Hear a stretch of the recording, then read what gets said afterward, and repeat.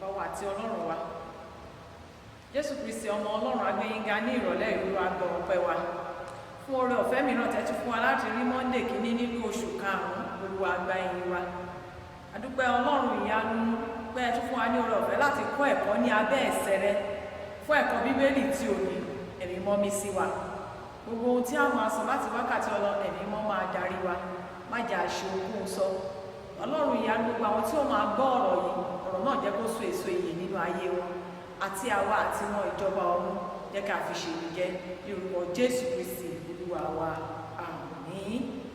Praise the Lord. Adúpẹ́ fún oore ọ̀fẹ́ tí Ọlọ́run tún fún wa ní àkókò yìí tó jẹ́ kí a rí Sunday kìíní nínú oṣù karùn-ún tó tún fún wa ní oore ọ̀fẹ́ láti kẹ́kọ̀ọ́ ní abẹ́ àpótí ìtìsẹ̀rẹ̀ kókó ọ̀rọ̀ wa tí òní àkórí ẹ̀kọ́ wa ìbùkún Ọlọ́run sí ènìyàn ṣùgbọ́n kí a tó tẹ̀síwájú ẹ jẹ́ ká lọ sínú àyọkà wa ní àwòrán nínú ìwé Paul kọ sí àwọn Timothy orí kẹta ẹsẹ̀ kẹrìndínlógún títí ẹsẹ̀ kẹtàdínlógún.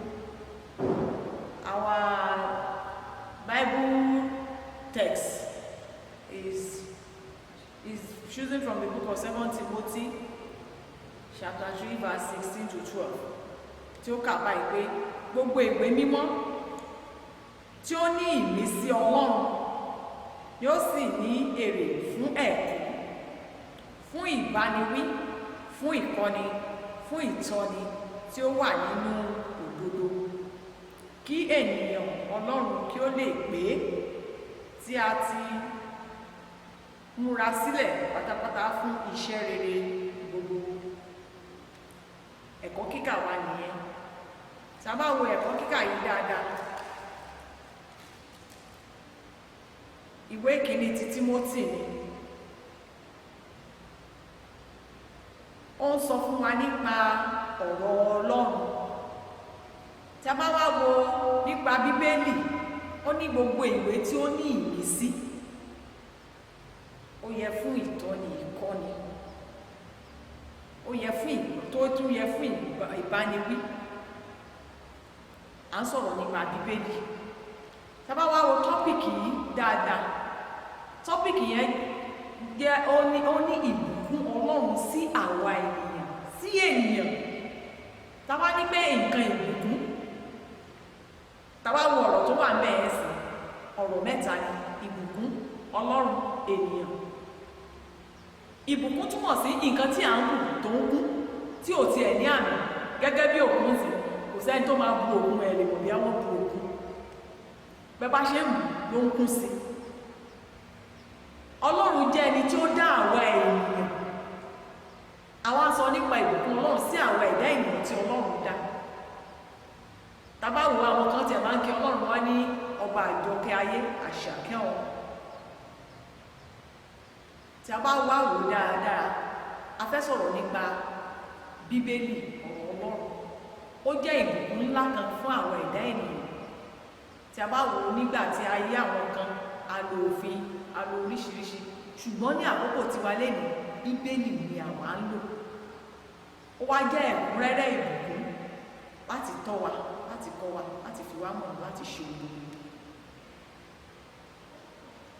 Bíbélì yìí wá jẹ́ ìwé amọ̀nà fún ayé ẹ̀dá that is manual fún ayé gbogbo àwọn ẹ̀dá àgàgà wa tá a pera wa ní ọmọlẹ́yìn Kristi tí a ní agba Jésù Kristi lọ ó jẹ́ manual ayé wa ó jẹ́ ohun fún ìtọ́ni òun ló lè tọ́ wa òun ló lè bá wa wí òun la lè lò fún ẹ̀kọ́ agbára Kristi ìbùkún Ọlọ́run nínú ayé mi àti ẹ̀yin fúnra wa àwọn níbẹ̀ gidi o àmì àlàyé Bíbélì jẹyọ láti inú ọ̀rọ̀ Gíríkì kan bíblósì àdàpè rẹ̀ ní bíblíà.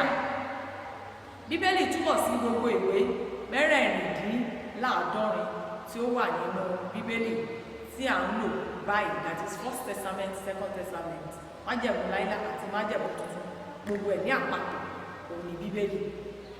Ohun tí ó mú Bíbélì dùn tí ó sì lè yé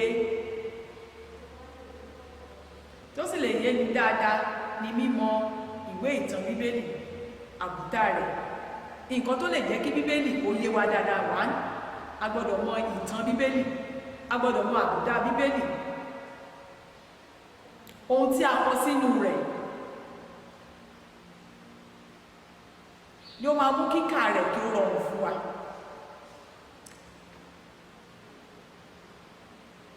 Tí o kò bá gba bíbélì gbọ́, ó dàbí àgùntàn tí kò ní ìdarí. Definitely bíbélì jẹ́ àwọn ènìyàn fún wa gẹ́gẹ́ bí mo ṣe sọ. Ẹni tí ò bá ti gba bíbélì yìí gbọ́, tí ò bá gbà gbọ́, kò ní ìdarí kankan.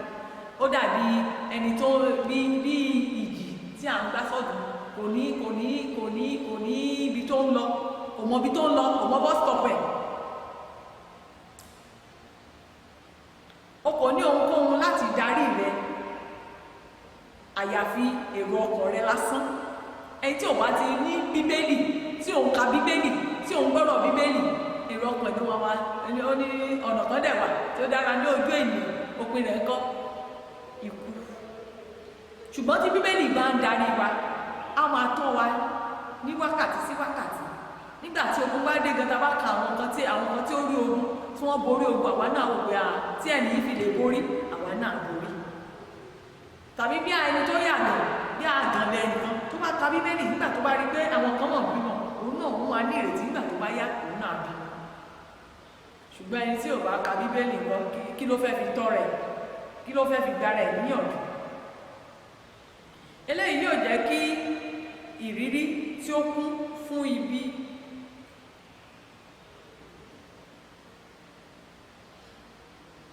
tá bá ń tẹ̀lé èrò ọkàn wa jẹ́ kí a máa rí ìrírí fún ibi àti àgbàlẹ̀ ọkàn ní gbogbo ìgbà.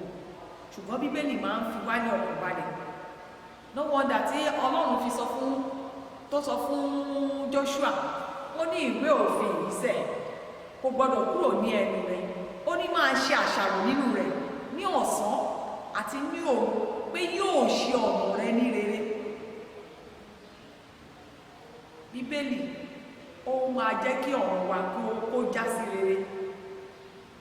Kíkà àti gbígba ohun tí bíbélì ń kọ́ yóò mú àbàwọ́n ẹ̀ṣẹ̀ kúrò nínú ọkàn wa. Tí a bá ń ka bíbélì, a sì gba ọ̀rọ̀ tó wà nínú rẹ̀ gbọ́, a máa yàgò fún ẹ̀ṣẹ̀. A ò ní tá bá wo 1 John chapter 3 chapter 4, ó bá wa sọ̀rọ̀ nípa ìfẹ́kúfẹ̀ẹ́ ara, kí a nífẹ̀ẹ́ Ọlọ́run, kí a nífẹ̀ẹ́ ara wa. Ká kúrò ní yàgò kúrò ní ìfẹ́kúfẹ̀ẹ́ ara, ká yàgò kúrò ní ìfẹ́kúfẹ̀ẹ́, ká yàgò kúrò fún ìríra. Tá bá ń ka bíbélì dáadáa, ó máa mú wa yàgò kúrò nínú ẹ̀ṣẹ̀. A máa mọ ohun tí ó yẹ, a máa mọ nǹkan tó jẹ́ ẹ̀ṣẹ̀. No wonder ó ní ẹ jẹ́ mímọ́ nítorí pé èmi Ọlọ́run mímọ́. Ìjọ tá bá ka bẹ̀yẹn tí ìmísí Ọlọ́run bá wá dàpọ̀, a máa mọ̀ pé yes, tòótọ́ a lè di mímọ́ láì dẹ́ṣẹ̀, a lè wà ní ayé láì dẹ́ṣẹ̀. Mo gbà ládùúrà pé agbára tí a ó fi máa ka bíbélì, tí a ó fi máa mú ọ̀rọ̀ rẹ̀ lò, Ọlọ́run á fi fún wa. Ọ̀rọ̀ Ọlọ́run ni ohun gbogbo tí ó wà nínú bíbélì jẹ́, gbogbo rẹ̀ ló ṣe pàtàkì. Kò sí èyí tí a lè dànù, kò sí. Ní gbogbo ọ̀rọ̀ tó wà ní bíbélì, kò sí eléyìí tó jẹ́ àṣàbọ̀. Àti ìwé òfin, àti ọ̀rọ̀ Mósè ni o, àti àwọn onídàájọ́ ni o, àti ìwé àwọn ọba ni o. Tá bá ka gbogbo ẹ̀ dáadáa, àti ìwé àwọn wòlíì, gospel, epistle, gbogbo àwọn nǹkan tó wà ní bíbélì yẹn, tá bá kà dáadáa, kò sí àṣàbọ̀ nínú rẹ̀. Gbogbo rẹ̀ ló wúlò fún ìgbé ayé wa, fún ìtọ́ni, fún ẹ̀kọ́, fún ìbániwí nínú ayé wa. Tí a bá wò dáradára lára àwọn tó ń ṣiṣẹ́ tó ṣìwà wọ́n gbà yẹn, bọ́lọ́run ṣe bá wọn wí, àwa náà wò pé ìbáwí yìí lágbára o. A lè kóra wa ní ìjánu láti má ṣẹ̀. Kò sí èyí tí a lè dànù nínú ọ̀rọ̀ Ọlọ́run. Nítorí eléyìí ni ó fi yẹ kí a máa mú bíbélì gẹ́gẹ́ bí ohun tó ṣe pàtàkì. Bíbélì jẹ́ ọ̀rọ̀ ìmísí Ọlọ́run sí ènìyàn. Bíbélì jẹ́ ọ̀rọ̀ ìmísí Ọlọ́run sí ènìyàn.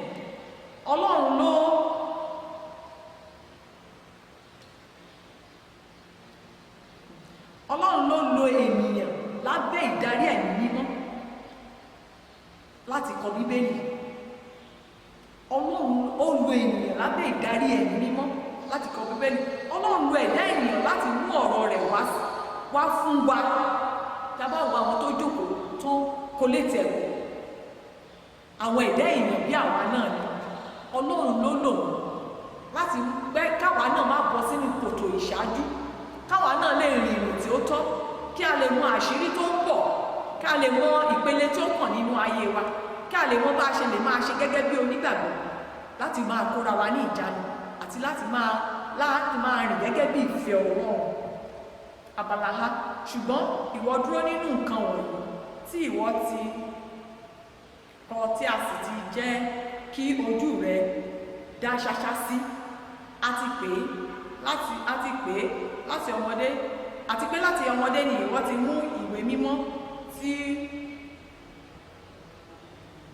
ó lè sọ ọ́ di ọlọ́gbọ́n sí ìgbàlà nípasẹ̀ ìgbàgbọ́ nínú Kristi Jésù. Tí a bá wò, ó ń sọ fún Pétérù báyìí, ó ní láti kéékèèké Tímótì, lónìí àwọn ọmọ wa kí la fi ń kọ́ wọn? Ìjọ́ mo ti ẹ̀kọ́ jẹ́ táwọn ọmọ kéékèèké tó ń jó àwọn ijó àti ìyá àtọmọ Christian wọ́n lọ church.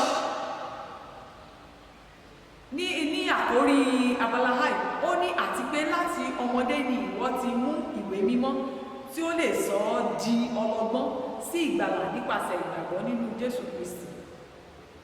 Àwa mélòó là ń kọ́ ọmọ wa nínú ọ̀rọ̀ Bíbélì? Àwa òbí gan, àwa mélòó là ń ka Bíbélì tá à ń mú ọ̀rọ̀ ìbẹ̀rù? Ṣé lè tó máa sútù wa, làwọn ilé tó máa táwa fi bu ẹ̀ṣẹ̀ wa mọ́lẹ̀ la máa ń lò nínú Bíbélì? Agbára Kristi ẹ̀mí máa ràn wá lọ́wọ́. Ó ní ẹnikẹ́ni tó bá kọ Bíbélì ti dún ara rẹ̀ ní ẹ̀kọ́ tí ó dára jù ní ayé.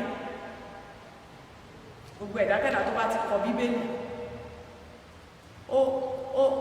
ó miss ìtumọ̀ ènìyàn, ó ti miss. Torí náà a nílò Bíbélì. Nípa kíka Bíbélì nìkan ni a fi lè mọ ẹni tí Ọlọ́run jẹ́ gan àti ohun tí ó yẹ kí a ṣe láti wù ú. Ìtorí eléyìí ni Paul fi rọ̀ wá kí a máa ṣàárẹ̀ nínú ẹ̀kọ́ ọ̀rọ̀ Ọlọ́run. Ó ń sọ fún wa wípé kíkà àti kẹ́kọ̀ọ́ gbọ́dọ̀ máa tẹ̀síwájú. A gbọ́dọ̀ máa jẹ́ bí oúnjẹ. Bíbélì ni máa mú wa dàgbà sí nínú ẹ̀mí. Ẹ̀mí ni ìyè sí ni. Ẹ̀mí ni Bíbélì, ìyè sí ni. Ó ní ọ̀rọ̀ rẹ ni mo pamọ́ ní àyà mi kí èmi kó má bàa ṣèṣe. Ó ní ọ̀rọ̀ rẹ sì ni fìtílà nípa ẹsẹ̀ mi. Ó ní láì ọ̀rọ̀ rẹ kalẹ̀ ní ọ̀run. Ẹni tó bá wá ní òwò ìka Bíbélì kò ní ẹ̀mí, kò ní ìyè nìyẹn. Torí last two word sentence tó wà níbẹ̀, ó ní ẹ̀mí ni, ìyè sí ni. Tí a bá wá wò dáradára, tá a bá wá lọ sí, ó ní Bíbélì kì í ṣe ìwé ìtàn. Bíbélì kì í ṣe ìwé ìtàn. Bíbélì jẹ́ ohun tí ó lè sọ ọ́ di ọlọ́gbọ́n sí ìgbàlà. Túmọ̀ sí wípé ọgbọ́n Ọlọ́run wà nínú Bíbélì àwọn tí ó bá yan ìgbàlà. Bíbélì,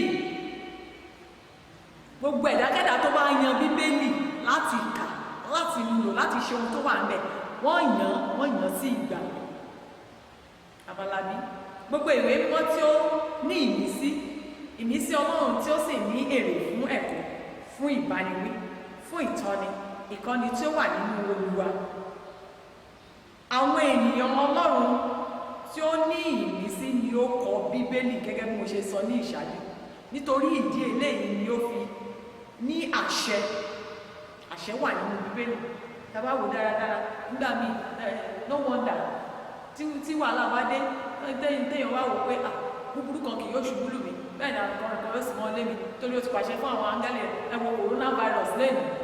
Gbogbo wa ní gbogbo wa gbọ́dọ̀ lọ sí orí èkó wa. Ọlọ́run wọn ti máa jẹ̀mú rẹ̀ fún mi.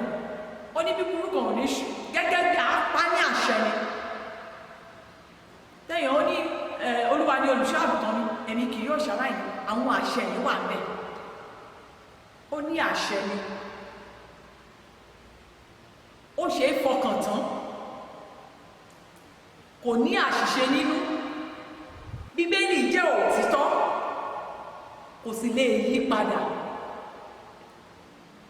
Bíbélì jẹ́ òtítọ́, that is ọ̀rọ̀ Ọlọ́run ló wà nínú rẹ̀, nípa ìmísí Ọlọ́run la ṣe kọ́, kò lè yí padà, òtítọ́ ni.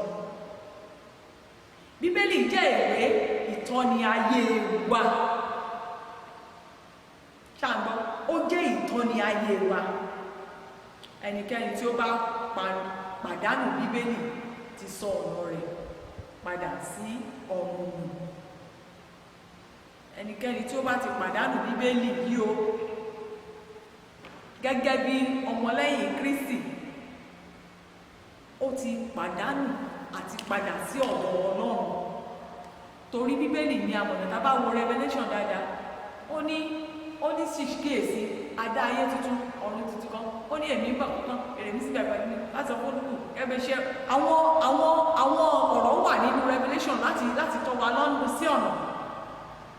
Tá bá ka àwọn epistu tí Paul kọ sí àwọn ènìyàn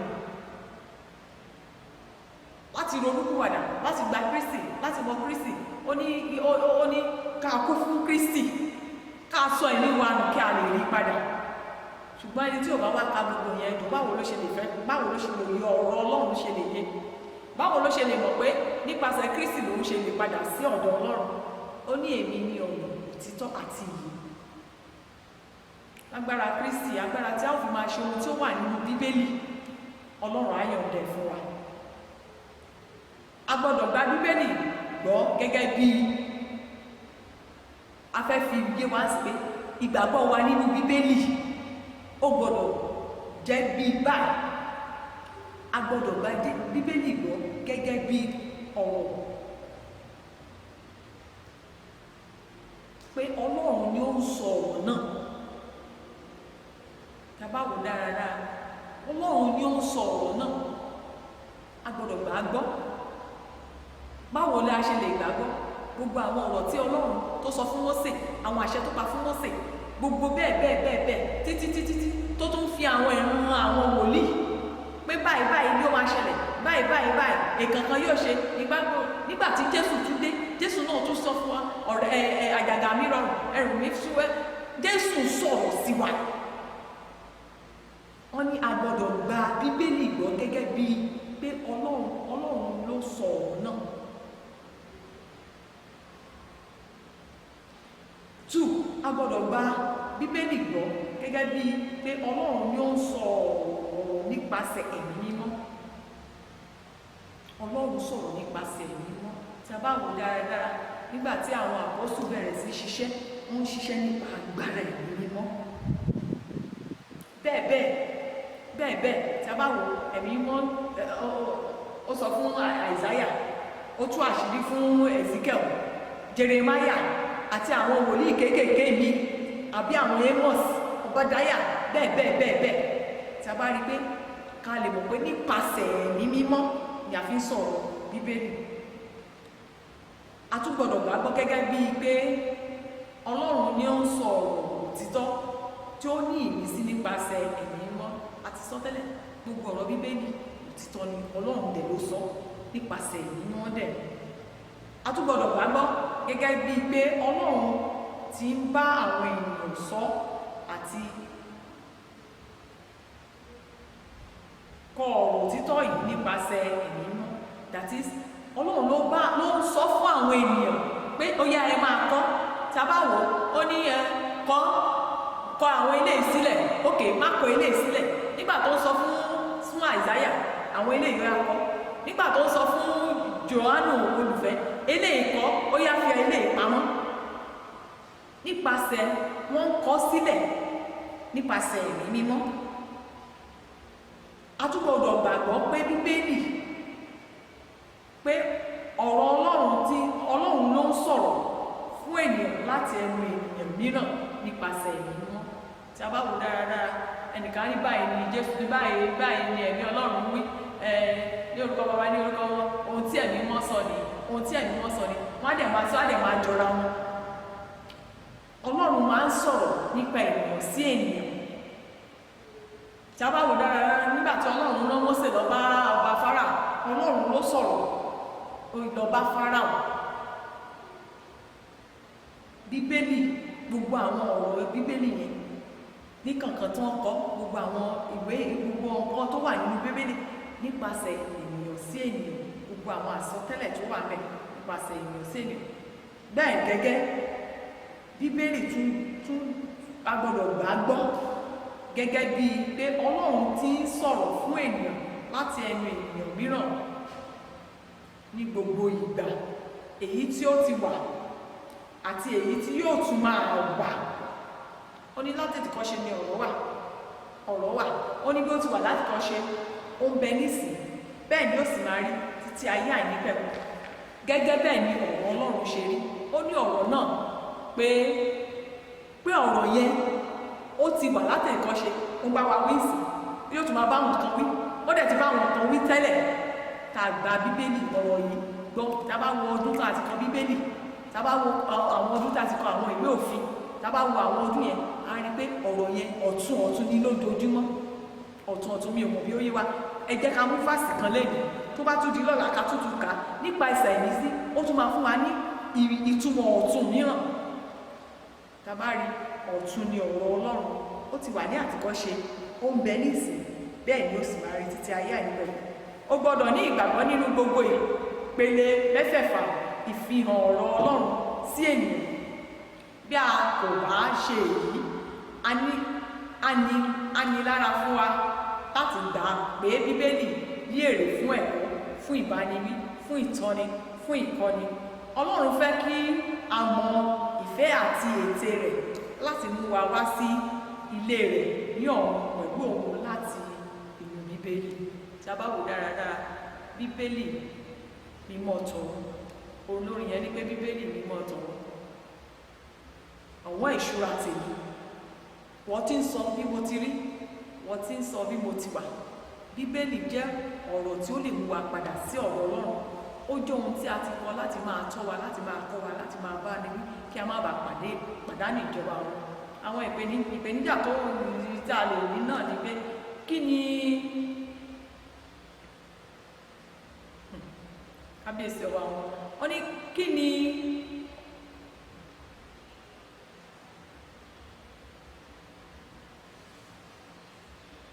kí ni àwọn nǹkan tí ó ń bá ọkàn ayé wa yàtọ̀ sí ọ̀rọ̀ Ọlọ́run. A nílò ọ̀rọ̀ Ọlọ́run láti ṣe àṣàrò lójoojúmọ́, so that ọ̀rọ̀ Ọlọ́run yẹn á máa dàgbà nínú ayé wa. Oríṣiríṣi ọ̀nà ni a lè lo ọ̀rọ̀ Ọlọ́run, oríṣiríṣi ọ̀nà ni Ọlọ́run gbà bá. Ó ní Ọlọ́run tó bá àwọn ènìyàn rẹ̀ sọ̀rọ̀ ní oríṣiríṣi ọ̀nà. He speak with his people in diverse way, ní oríṣiríṣi ọ̀nà. Bẹ́ẹ̀ náà ni ọ̀rọ̀ Ọlọ́run nínú ayé wa, ọ̀nà ọ̀tọ̀ọ̀tọ̀ ló máa gbà. Mo wá gbà ládùúrà wípé agbára ìmísí Ọlọ́run kò ní fi wá sílẹ̀. Àdúrà tí